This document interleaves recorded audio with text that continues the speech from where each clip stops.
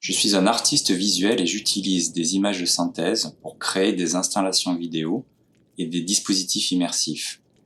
Je m'intéresse à la question de la transformation et de la disparition. Disparition d'écosystèmes, disparition du réel, disparition d'espaces virtuels. J'essaie de conjuguer rigueur conceptuelle et poésie et d'utiliser les technologies numériques pour révéler des phénomènes invisibles ou méconnus, d'inviter à un regard attentif sur le monde.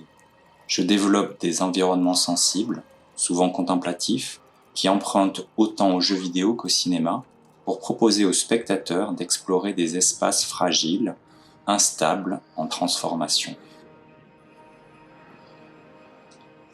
Yuri's Metamorphosis est une installation vidéo immersive présentée sur 3 grands écrans. L'œuvre prend la forme d'un récit fragmenté, entre fiction spéculative et observation sensible de paysages en transformation. Les images de l'installation sont créées avec un moteur de jeu vidéo, l'Unreal Engine, et le style visuel s'inspire autant du cinéma que du jeu vidéo, créant ainsi un nouveau langage. La caméra libre passe sous les surfaces et des objets apparaissent d'un coup, comme des bugs visuels. Le narrateur est Yuri, un être hybride, mi-homme, mi-végétal.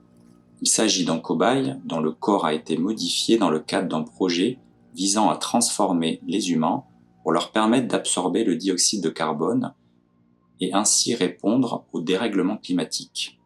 Le comédien de théâtre Vincent Berger incarne le personnage de Yuri par la technique de performance capture et donne vie au texte original écrit par Patrick Bouvet. À travers cette œuvre, je questionne les logiques de technosolutionnisme et de géo-ingénierie, et plus précisément l'idée que la crise climatique pourrait être résolue en adaptant le vivant jusqu'à transformer les corps humains, plutôt qu'en repensant nos modes de vie.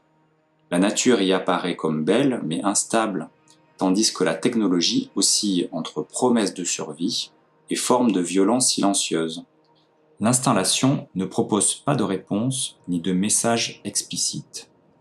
Elle ouvre un espace de réflexion sur notre rapport au futur, sur le sacrifice potentiel des corps et sur la frontière de plus en plus floue entre adaptation, contrainte et renoncement.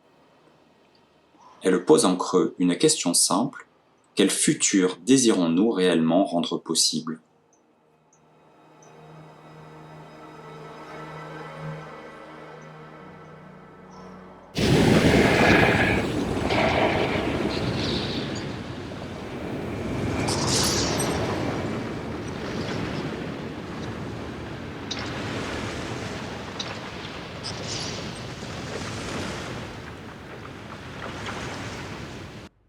Les failles sont devenues béances. La gangue numérique a cédé sous la pression des éléments. Coquilles vides, mémoire altérée. Les cryptages ont volé.